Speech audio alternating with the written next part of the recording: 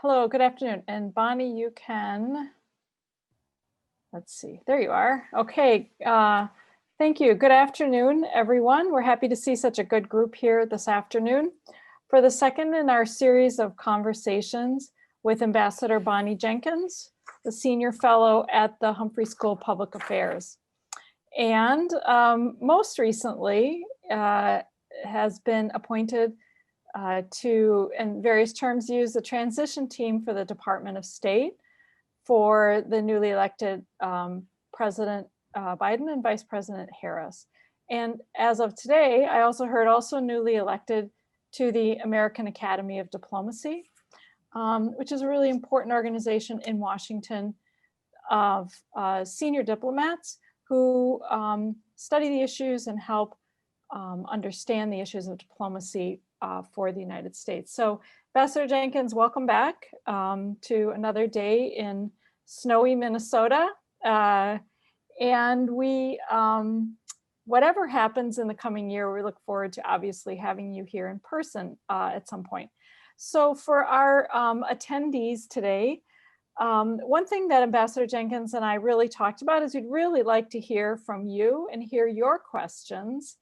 And so the way that you can send them to us is through the Q&A function. And if you have questions for Ambassador Jenkins or also for me, go ahead and put those in at any time. We'll start out with a conversation, but rather than, a lot of times we say we'll wait until the last 15 minutes, but we're going to keep an eye on the questions and answers that are there throughout the hour. So I noticed that we seem to have attendees who are students and faculty here at the Humphrey School that are in our broader community in the Twin Cities. And I think from looking at some of the names also people possibly in Washington and just in a broader community who are interested in hearing your take on the elections and the transition. So welcome back. Thank you. Thank you. It's nice to be back again. So it's snowing, huh, in Minneapolis, or just finished? So yes. it's raining here in Northern Virginia. Yeah, today we got about just an inch or two. We had 5 inches on Tuesday and 7 inches in mid-October. So it's Okay. so some things are very normal. So but I think I'd like to start by asking you, just sort of in general, your reaction to the outcome of the elections. Well, I guess I'll start out by saying I think that the obvious question, which is, I think that the elections were fair, not because there just hasn't really been any real evidence that there was a problem. But beyond that issue, I'm very pleased with the fact that there were so many people that voted. First of all, there were so many people that voted early. I know in Virginia, our polls opened at September 18th, which is really early. Yeah. And obviously because of COVID, so people were online in September to vote for a normal November election. And so I think that was really good to get people out early and and do it in a way that people could feel comfortable with the COVID-19 situation. You can go, if you couldn't go one day and it was crowded, you can go the next day. There's a lot of time to be flexible and to do it really, really easy and feel safe. So I think that was really good. Also, there was, I don't know how in Minneapolis or Minnesota, but there was a curbside voting. So, you could drive up and, vote that way. You have to get out of your car, which is perfect. And so, and it varied with states, of course. Some states obviously were not as amenable as others, but there was an obvious determination of people to vote this year. And I think that was really, really good to get so much voting out there. I think is positive. So both early on voting, I think, was really good. The voting obviously during the day was really good. So I think if anything, it's a testament to the democratic process, because that's what you want. Yes. You don't want this to be a novelty. You want this to be what happens every election, that people feel that they want to get out. Of course, it's impacted by how easy it is to vote. Mhm. You know, if it's easier, then you can certainly get more people. But I think this showed that no matter how difficult it was, people were going to find a way to vote, even if it meant sitting, you know, for 5, 6 hours to get in there. They were ready to do it, Mhm. and I think that's a positive I would take from this Mhm. election. Yeah, and I don't know if you noticed, and we always have to brag here in Minnesota that we have kept our reputation as having the highest participation rate in the country, and that is Oh, wonderful. around 80% turnout, and um, and the turnout was higher on both parties. So there obviously was a lot of interest on both sides, but the turnout, and I can't remember if Mhm. it's Minneapolis or Hennepin County specifically, was in the urban areas was extremely high. It was 90%. And so that Oh means my goodness. also with a lot of our students and alumni here, it means also that young people, people of color, were active and really engaged in the process, which is in, given everything between the pandemic and all of that, and that there was a very high level of interest and engagement, which, I mean, it would be nice if 80 or 90% were the norm, but it I was really know. extraordinary to see that level of engagement. And here in Minnesota also, there is a strong commitment to facilitating voting in every way. So we also had an opportunity to start voting early by mail. And also there were early voting centers opened up in a lot more places than normal. And then on election day, for those who chose to go, everything seemed to work really smoothly.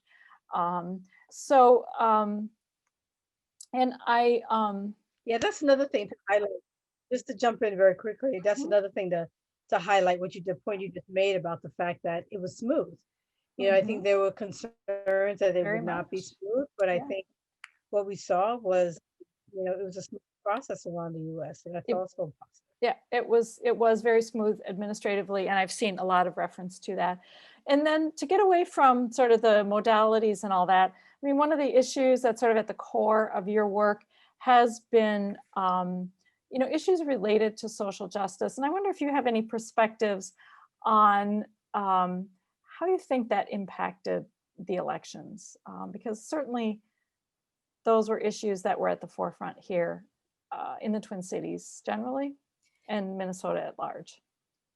Yeah, I would think that obviously, in my view, I think that had something that had its own um push for people getting out to vote, because I think Mhm, just my assumption, people wanted to change. mhm, mhm, There was a sense that, the status quo and the way that the reactions to the situation was not what I think people, well, people of color anyway, and other allies wanted it to be.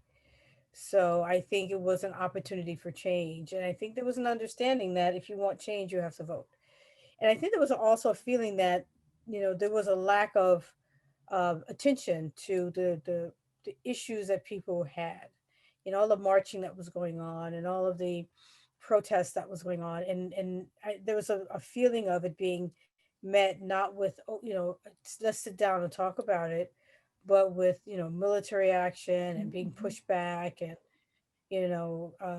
pepper sprays and all these kind of things. And so, it also engenders a feeling of inability to be heard.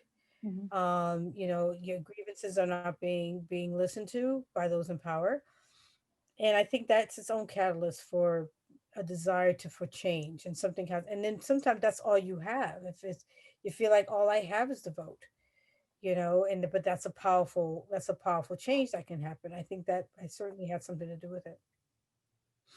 And COVID, is insane could be said about COVID. yeah, I People mean, who it's wanted to change interesting to because of that. see like what the polls say about what were the top issues for people. And so on that note, very often people say, foreign policy and other issues generally don't rise to the top.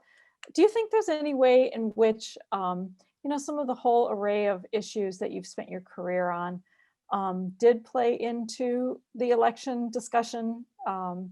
And that's been in so many areas, whether, sort of the idea of global threats, or, these concepts of broadening the concept of national security. Well, I would say if I were to say the things that really led to the voting, I would say COVID-19 and race relations. Mhm, And both of these have an international dimension, but I think a lot of people think about it domestically. mhm, So naturally, that people are going to think about COVID more in terms of how it affects mhm, them, at home and their friends and their family and their acquaintances, and seeing that happen. I don't. There's a lot more of that than looking and seeing that there is not a real plan for change and to fix it. mhm. So but it's in a backdrop of other things. I mean, what's happening here is part of a larger global Mhm. phenomenon.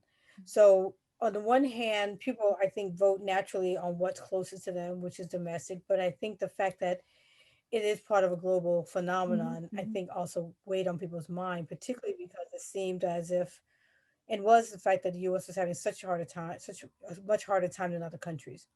Mhm. And so that also added to the perception of a need for change and what are we doing wrong and why can't we get it right, at least for people who take it seriously. I Yeah. think that was an issue for them. Mhm. So the international, not directly, Mhm. but maybe it had a role in terms of how they perceive how we are dealing with the disease versus how other countries might be dealing with the disease. Right. And then there's Yeah. things like climate change, which I don't Mhm. know how in the immediate there are people a lot of people care about climate change, who I'm sure are not happy with the way the administration handled that issue. Mhm. And so probably did vote on that because that's obviously a global issue. That's both domestic Yeah. and global. Mhm. Mhm.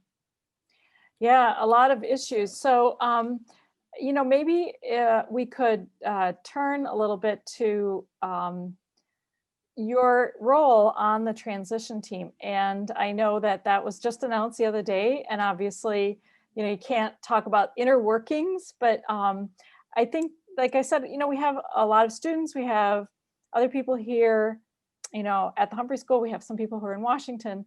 But can you describe a little bit what your role is? And then maybe we can talk. So, as someone who has been on the other side of transitions, which is, Foreign Service officer working in the State Department. But I'd like to hear, and I know we have at least one question so far, asking to hear about your role. Like, what is the mission of that committee, of the team? Well, yeah, I won't go too much into my role just because I kind of want to stay away from anything that Okay. may cause heartburn. Yeah. But I will say that, yeah. Yeah, yeah, I'm on the State Department Hmm. team, which is on the website. You can see that Hmm. it's the teams are very diverse, which is great. Hmm. Hmm. And I think there was a real intention to bring in qualified people who have extensive backgrounds in the work that they're doing, and to have a very diverse um, Hmm. transition team, which I think reflects the perception and what this administration wants to do in terms of making sure that there are people involved that represents all of America, and that the team, and like everything else, looks more like America. And so I think that's one of the highlights, I think, of the teams. And anyone can go to the website Hmm. of the transition team, and you can look at the team and the teams and who's on them, and you can Google people. But yes, it's a very diverse team, and I'm on the State Department team. Can I, and I'll just add that I've seen a lot of different numbers thrown around, but that within the agencies that make up what you might call a foreign policy and national security establishment, so the transition team for the Department of State, for DoD, the National Security Council, that I have seen numbers that well over 50% are women, and that among that number is a very high percentage of women of color, which is not just a change from this administration, but is actually a change in general, I think that, we've seen, for example, the GAO reported on the incredibly small number of people of color and of women at the most senior ranks, for example, the Foreign Service and generally in the State Department. So it's really extraordinary to see from day one, as you said. And this goes to another one of the questions here. One of the questioners, expressing concern about the State Department and the diplomatic corps. So I would note that so the leader of the State Department team, Ambassador Linda Thomas Greenfield, who also has a connection to the Humphrey School, was out here and received a Public Leadership Award a couple of years ago, is leading that team. But maybe that could go to one of our first questions here. Can the State Department and the Diplomatic Corps be rebuilt? And I will say, it looks to me like having so many experienced people, whether from the Foreign Service or people like you with deep diplomatic experience, it looks like an intention to think about how to rebuild that. Can you say anything about that, or is it a little too early in the game? Oh, I mean, I don't think that it's any surprise, as you're saying. I mean, after the GAO report on State Department, there were quite a few events, panels, briefings on the Hill, many of which all of you can go see. There were hearings that Representative Castro held. He held a couple of them. There was one on the Senate side. There's been discussions with NGOs, papers written about State Department, papers written about USAID.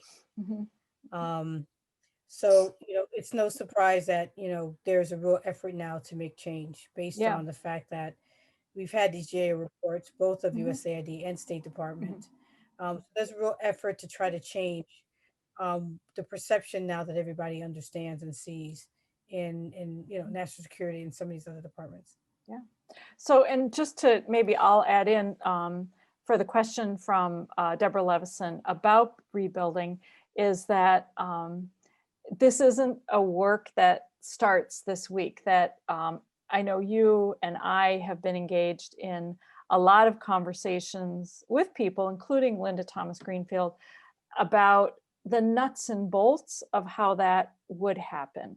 That there was a strong feeling, I think, among many in the Foreign Service and broader sort of national security foreign policy community that we didn't want to think about going back to normal, but rather going forward to something better than what had been there before.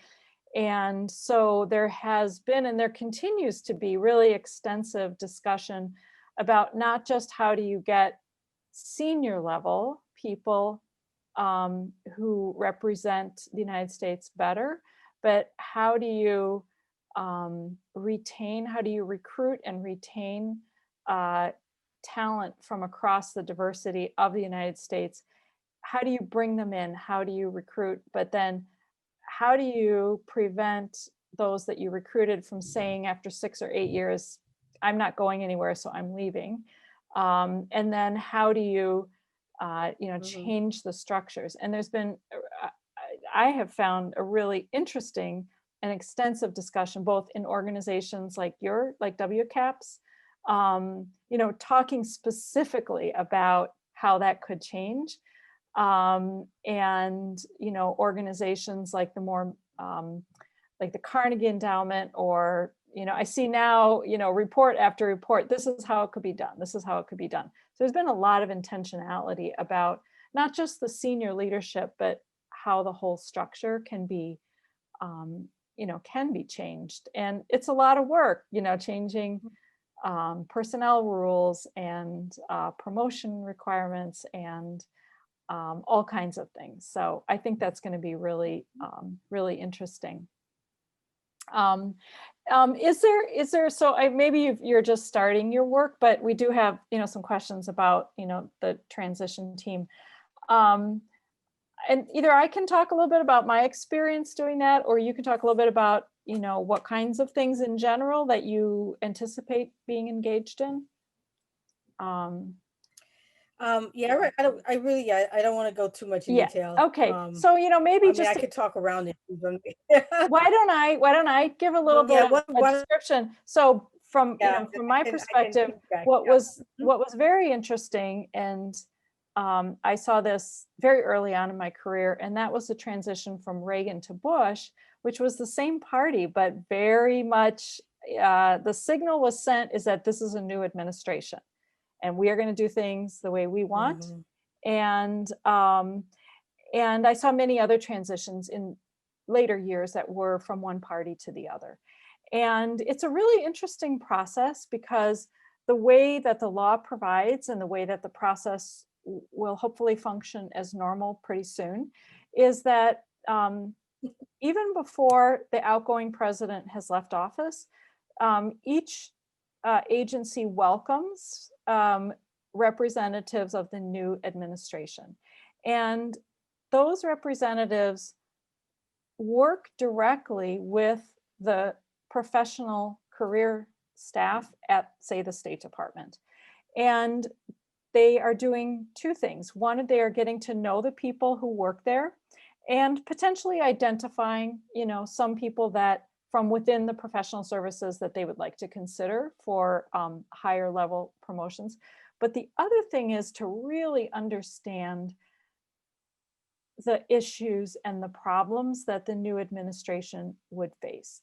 And they very often ask for really detailed memos, not just describing the current situation, but asking for input on, so what should we do about this?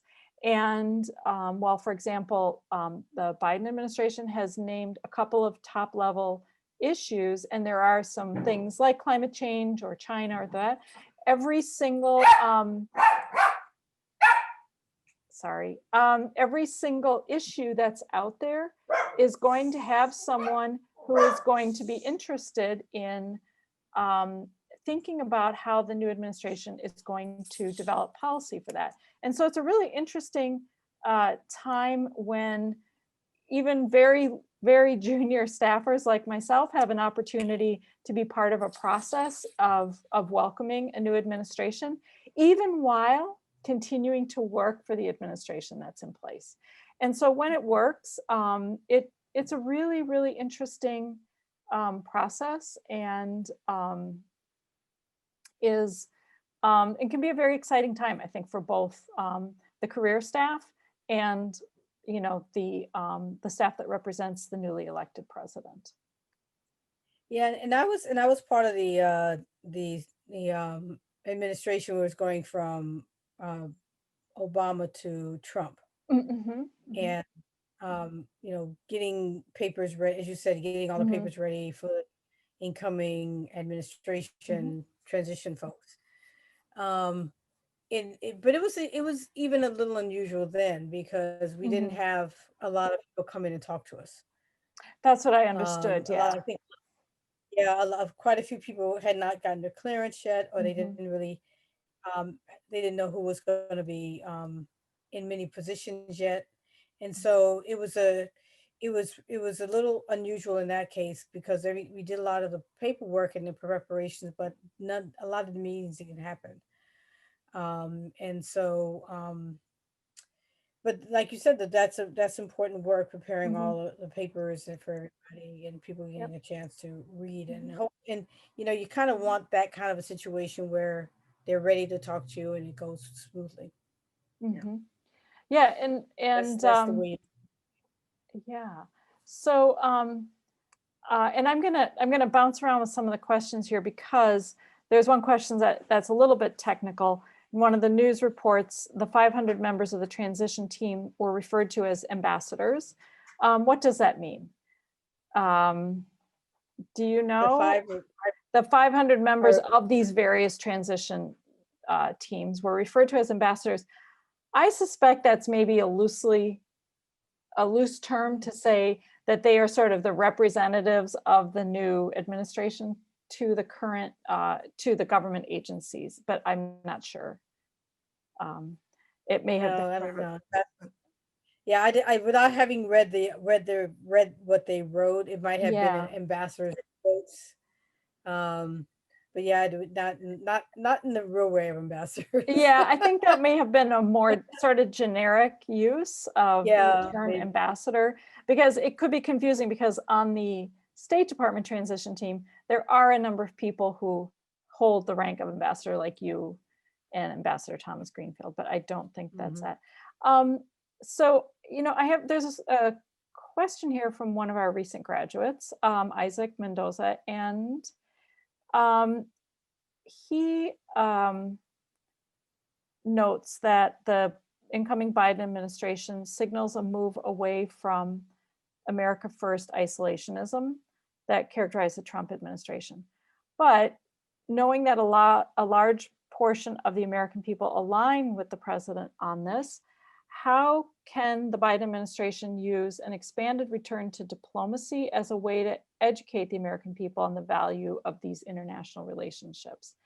So, and to what extent do you believe hearts and minds can be changed to more openly embrace diplomacy as a foundational step? So, recognizing that there are a lot of people who maybe like that America First mantra.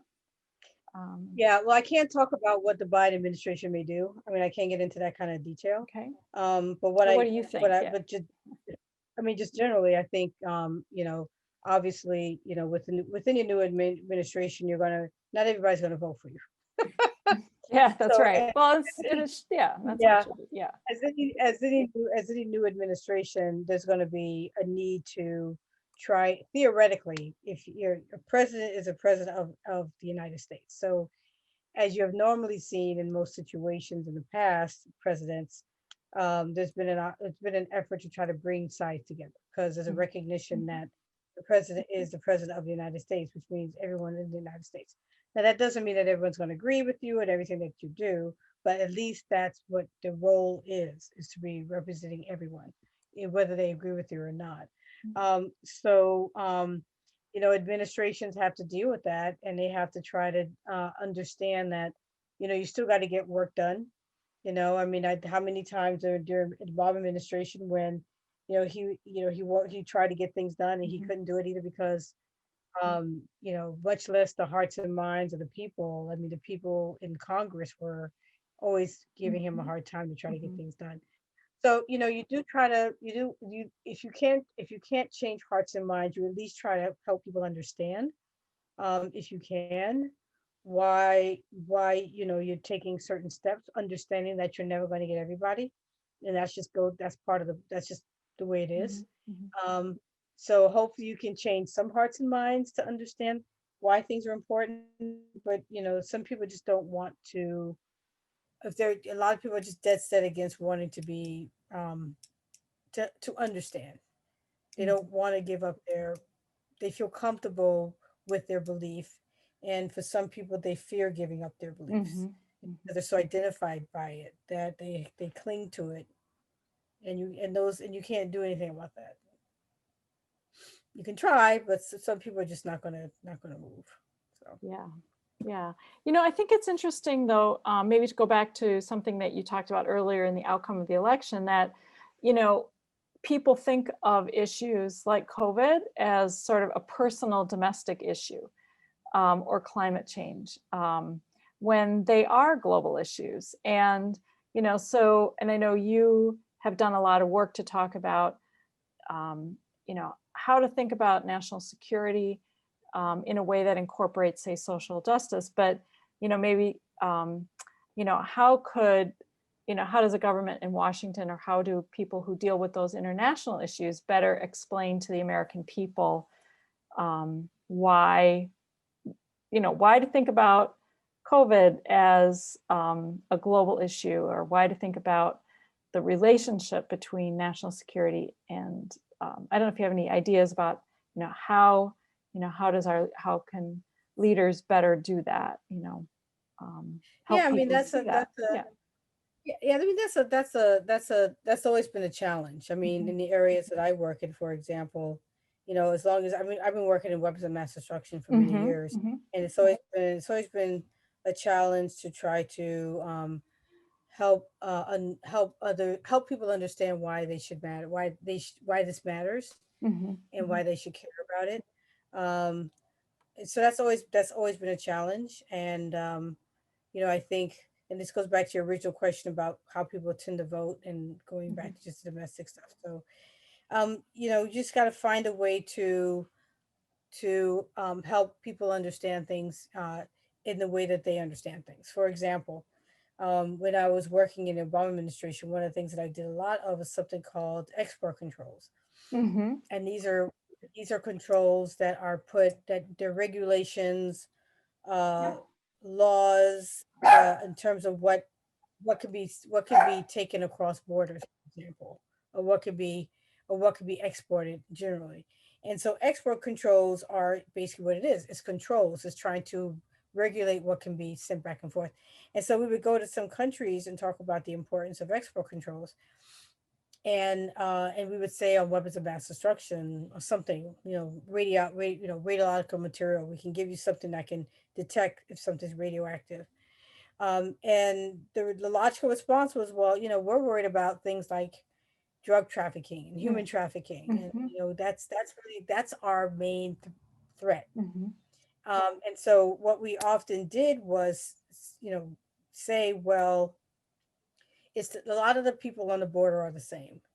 If you're worried about these things crossing the border, what we can do is help you also figure out how you can detect this other thing, and and help them understand the concept of not wanting to have things brought into their country, which is not a good thing, which is either illegal or against human rights or whatever the case may be. And so you talk about it in terms of their perception of threats and what they think is important. It's like, well, yes, you can prevent the drug trafficking, human trafficking, and you can also do this, and it's the same people at the border who's doing that, and You're say, doing well, all of it, yeah. in addition to doing that, we'll give you this little Geiger count or whatever, and you can detect, radioactive material coming across. And so, so that's just one example, but what I'm really saying is helping people to understand in their own perception of what threats are, what problems are. Mm. But it's still not easy. It's not easy. But for Um, some, particularly for some, yeah. yeah, and on that, are are you able to talk at all about, what, so we mentioned COVID, um, which is, part of this whole sort of global health threat that is an issue that you really worked on a lot during your time in the administration, the Obama administration.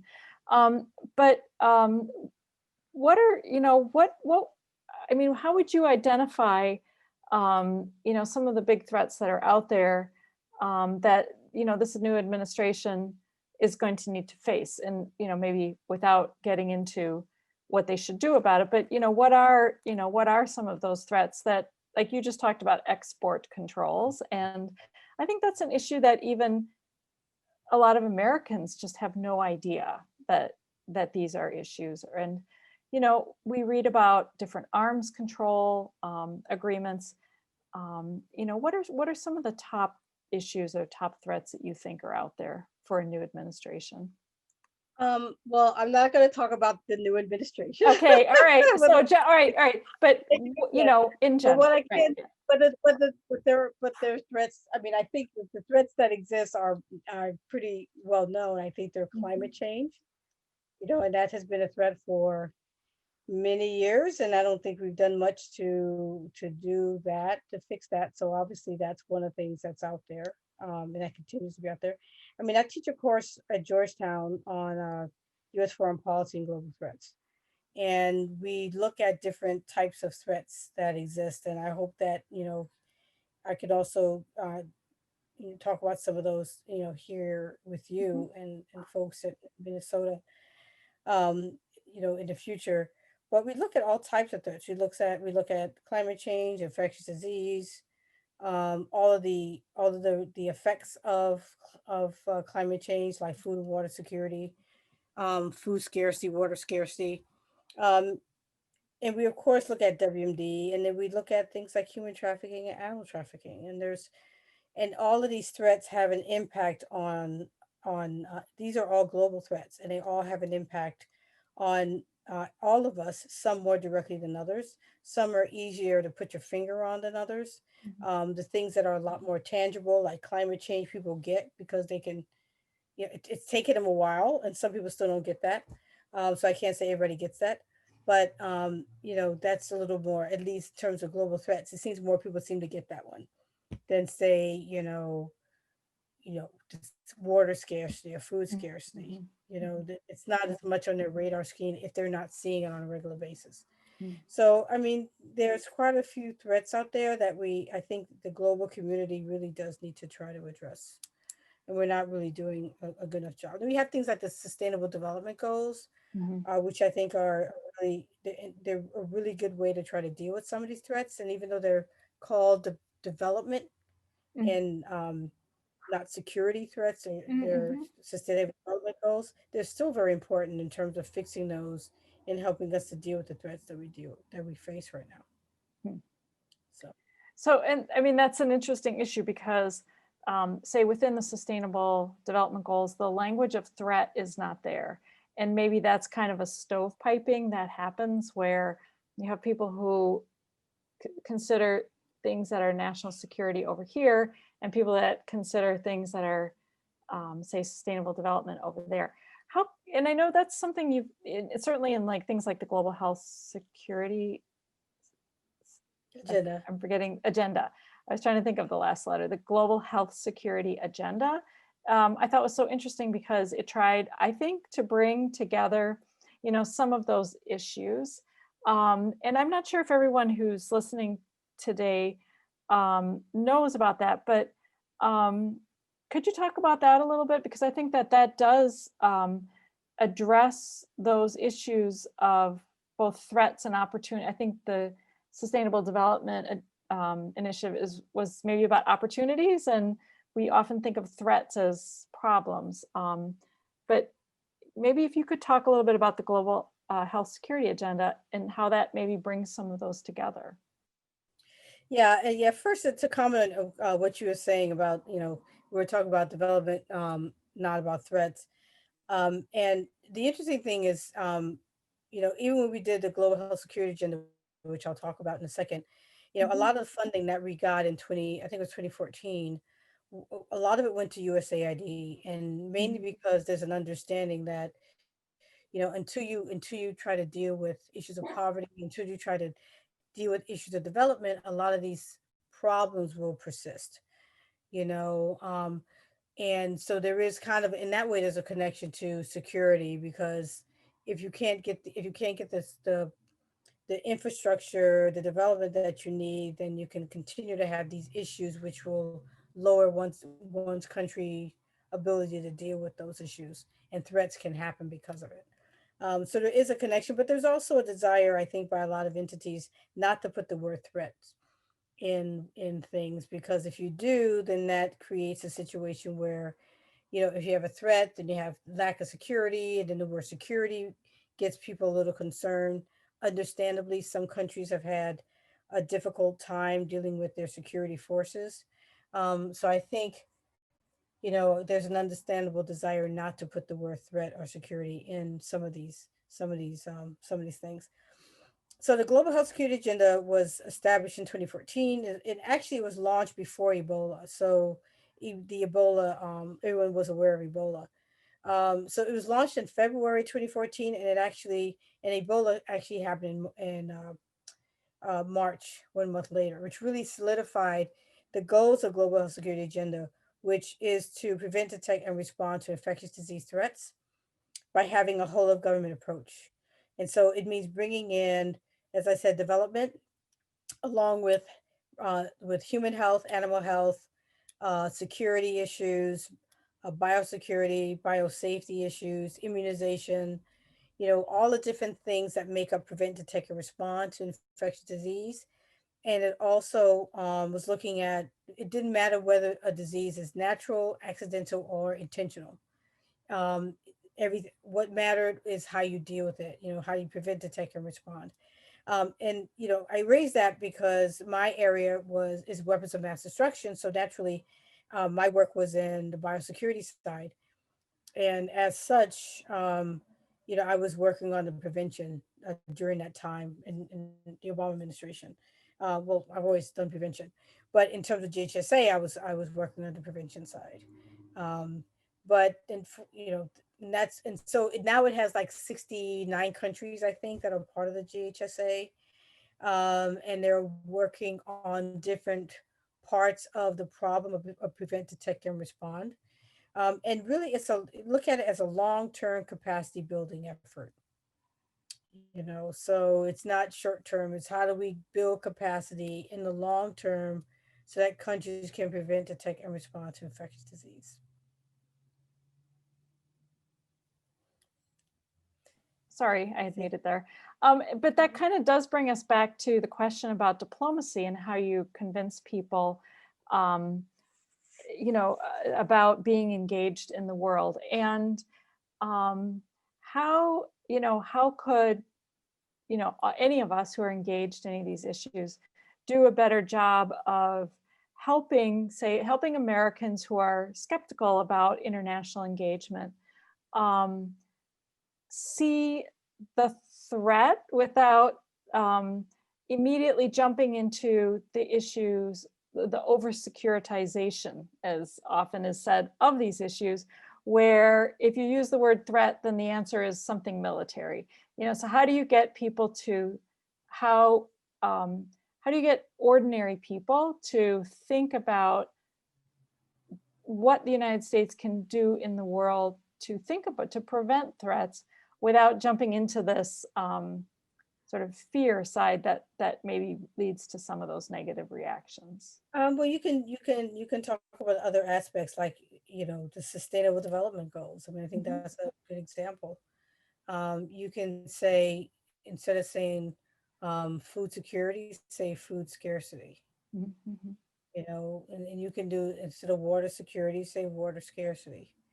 I think it's how you I think it's how you phrase it, and how you message it mhm, is really important, and being very aware and knowledgeable of who your message of who the audience is. mhm, mhm, So, your message can change. The purpose remains the same. You want to prevent um, conflict because of food scarcity. You want to make sure that there is enough water so people can actually get the nutrition that they need, either with food. So, depending on how you want to look at the issue, can determine how you try to convince people why it's important. So you don't use certain words. You just stay away from certain words that will be a trigger that'll get a reaction that you're not looking for. You want them to see beyond the trigger. You want them to understand what the real issue is, and that it's really to benefit them. mhm. And so just because we do have a lot of people here from other parts of the University of Minnesota, I think a lot of people don't know that the University of Minnesota, um, the vet school, right, was also very involved in some of the initiatives. Could you talk about that a little bit, about some of the work that you did? Was it the One Health initiative? Like, how does a university Yeah. like the University of Minnesota get involved in those things? Well, one of the things that I was doing when I was in the government, in addition to doing some of the diplomatic work for GHSA, was I was the lead for outreach to non-governmental organizations. Hmm. So as a result, I spent a lot of time working with regular NGOs, academic institutions, centers, foundations, um, youth organizations, Hmm. and associations, a lot of associations. So I really would go to conferences and talk about the GHSA. I traveled to a lot of universities, including University of Minnesota in Hmm. Minneapolis, and talk with them about GHSA. I wanted to learn what schools were doing. There's so much, as you imagine, there's so much Hmm. work going on outside government. In addition to that, you mentioned in One Health. That's always been a fundamental aspect of GHSA, Hmm. because there's an understanding and recognition that we have to approach these issues looking at both the human health side, the animal health side, and the food safety side. Because if we're worried about people getting sick, you have to look at the ways in which they get sick. if we're talking about infectious diseases. And so, if 60% of our diseases come from animals, which we do, which does happen, then we have to be sure we understand the veterinarians, and we have to understand, we have to bring them into all of these discussions, and they have to be an integral part of them. When you're talking about immunization of humans, you got to talk about immunization of animals, because they Mhm. also can't get sick. you Mhm. know Mhm. um Not only because people eat them, but because people live close to them. And if they get a disease from, let's say, because they get an animal disease, or they get a disease from wildlife, some wildlife bird comes down and infects your pig or your duck or your chicken or whatever it is, you know by being close to that animal, depending on what type of disease it is, you can get sick.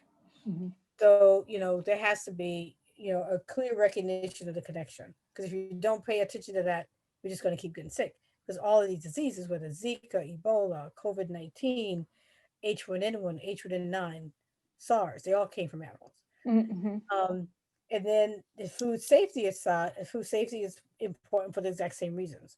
If we're eating something bad, we can get salmonella. If somebody puts something in the food and everybody eats it, they can all get the sick. So it's Mhm. all, or if there's bad crops or whatever. So you have to pay attention to all three, and that's what the One Health approach is animal, human, and food. Mhm. Yeah, no, and it's very interesting because to go back to the issue of, say, export controls, the relationship, I was just talking to, I think, some students about this the other day, that, export controls can look at things like agricultural fertilizer. Um, Not because we don't want other people to have the elements of fertilizer, but because those can be used for chemical or other weapons or swimming pool chlorine or things like that. And so the interrelationship between these kinds of global threats and ordinary things that people do deal with every day in their lives, is very close, whether it's the relationship between animal and human health, or the relationship between, say, agricultural products and uh, chemical weapons threats. And Mhm. I think, having returned to Minnesota, I often think about how do we help people understand what seem to be very arcane things, but are actually really important in their lives.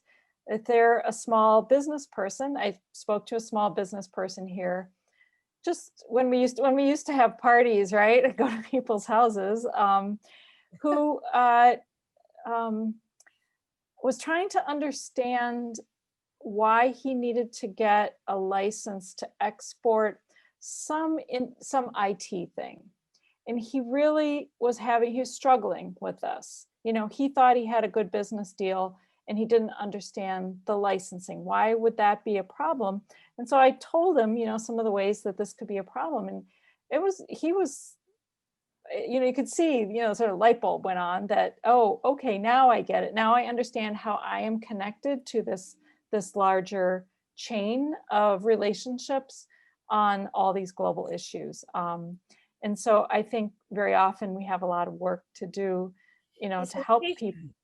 It's Yeah. education. It's a lot of education. We don't often educate in that way. Yeah. I mean, we also, I've always said that, business schools should have a lot of courses on ethics. Mm, Because, our concept is, and not just business schools, but, everybody, but, it's all about making the most money that you can. That's our culture. mhm, You make as much money as you can. But very often that also runs right into problems of, you know, things that are a global good, or things that are global that you need to, that maybe making that much money is not as important as making sure mhm, that mhm. something is there for the next generation. Yeah. And we, we're it's a problem. And as these threats continue to grow, we have to be a lot more conscientious, and we have to do a lot more stepping back and saying, yeah, I can make the mighty dollar, but there's something much more important.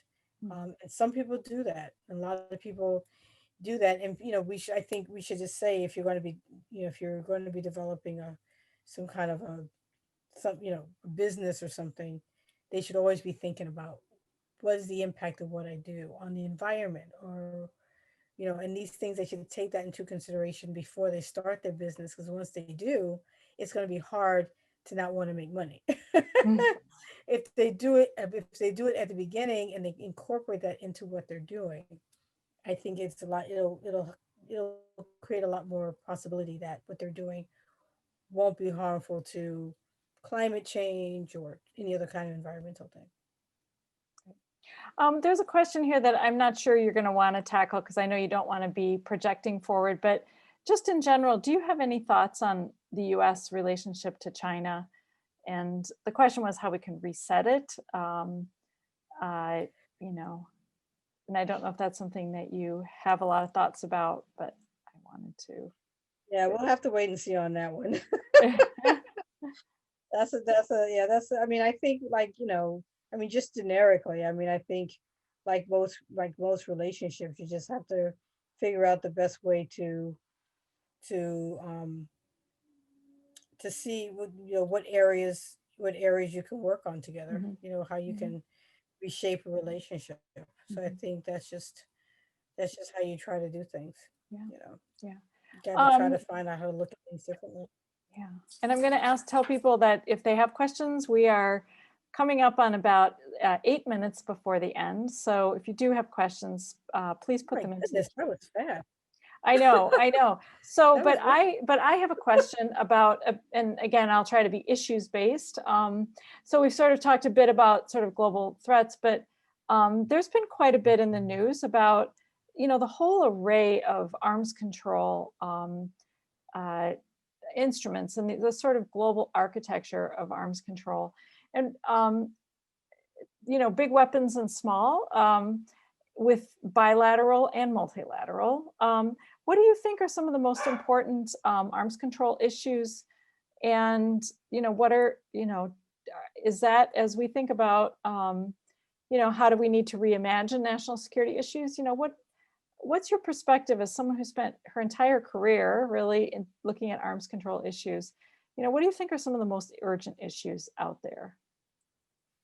Well, I think that I'll just say generally, on arms control is that, and I think that one of the things that you've been hearing, for those of you who follow arms control, um, in the past just 3 or 4 years, is to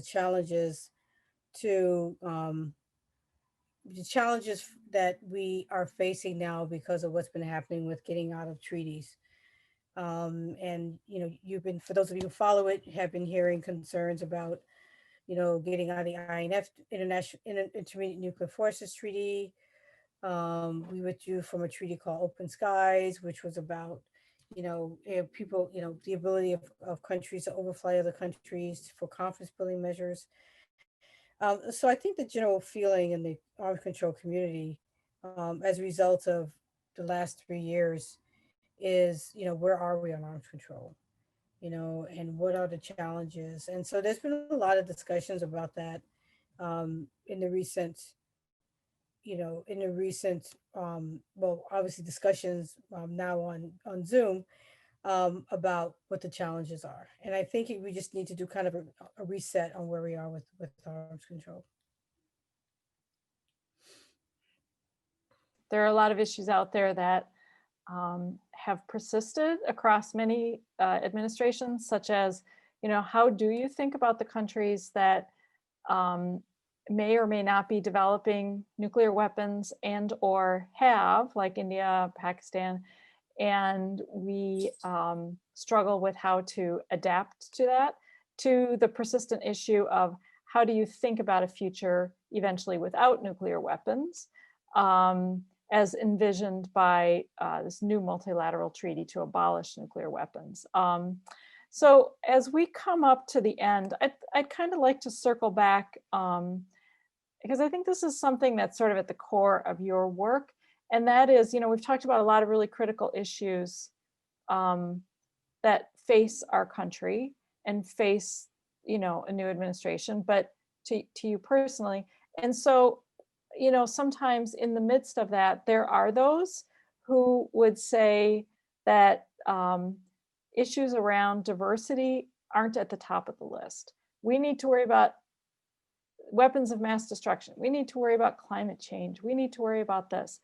And how would you talk, just as sort of a final thought, you know, how do you intersect the issues of diversity and inclusion with that list of really critical issues? Well, one thing my organization does is really try to we talk about why diversity is important in all of these issues. Mhm. You know, it's not as if they're more important than, it's not for me, for our perspective in the organization, my organization, is that it impacts everything. Mhm. You know, diversity and inclusion impacts all the work, whether it's weapons of mass destruction or climate change. And so that's why we have several working groups that look at all these different issues. And they look at these issues both in terms of substance, but also in terms of why the lack of peace and the lack of security affects women of color Mhm. predominantly around the Mhm. world. Mhm. And so therefore we have to be a part of all the discussions on peace and security issues, whether it's climate or whether it's nuclear weapons or infectious disease. Okay. So final So it's ingrained question. in everything. Yeah, final question. Are you hopeful about being able to, you know, to see these issues integrated into policy? Oh yeah, I'm always hopeful. Yeah, I'm always hopeful. I can, yeah, these are issues that for me to have worked on them all my life, I have to be hopeful. just, I would get really that's right. depressed. That's right. That's right. That's right. Okay, well, we are just 2 minutes away, and I want to thank you for being with us today. I know that you know, um, being named to one of those transition committees is a signal of the importance that any administration attaches to the expertise, but also the point of view that an individual brings, you know, to the work that they're going to be doing. And while you are not able to talk in detail about what that is going to be for you over the next couple of months, you know, I know from my experience that, you know, people are brought into that who is named to a transition committee is a real signal of the values and the outlooks that an administration has.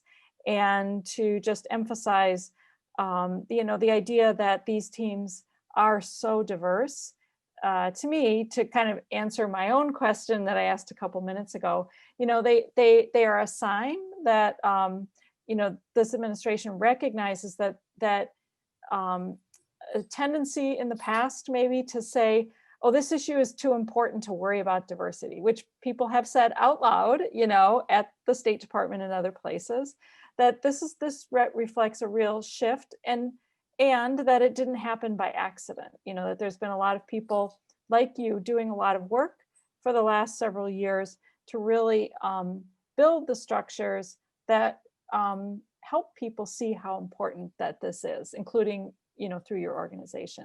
And that's why we're really happy that you are able to be with us as a senior fellow. And I look forward to continuing the conversation. And I want to thank everyone who joined us today from wherever you joined us. And